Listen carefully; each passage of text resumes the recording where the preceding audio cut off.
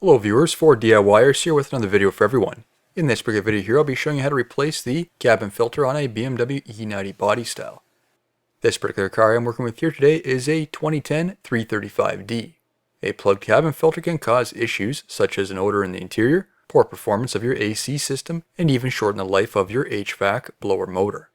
I am currently partnered with Turner Motorsport. They are a reputable BMW supplier that has been present in the community for a number of years. With every sale from their website, using my link in the video description, I get a bit of cutback to help keep my channel going.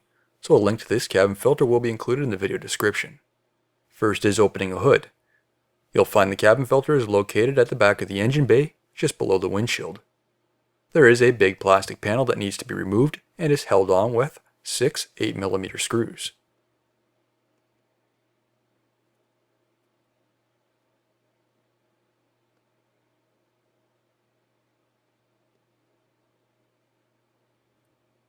Once the screws have been removed, then lift off the cover.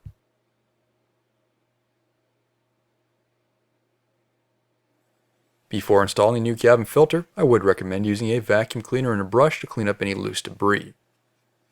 Cleaning debris up will prolong the life of your new replacement cabin filter. A bottle of water with the brush can also be used. Rinse the area sufficiently. There are drains on each side. If the water doesn't fully drain due to how your vehicle is sitting, a wet-dry shop vac can be used. Now onto the cover. Disconnect the cabin filter from the front side by the 3 clips first, and then lift it out of its position.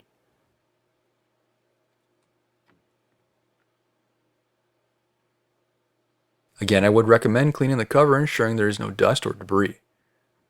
Also clean the gaskets on the back side to ensure for a proper seal. Finally is installing the new filter.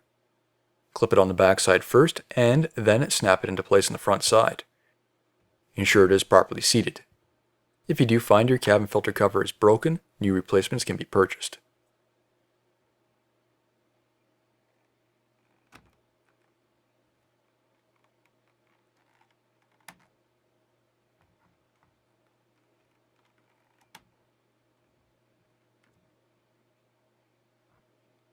Finally is reinstalling the assembly back onto the car. Make sure it is in the correct position and then install those 6 8mm screws.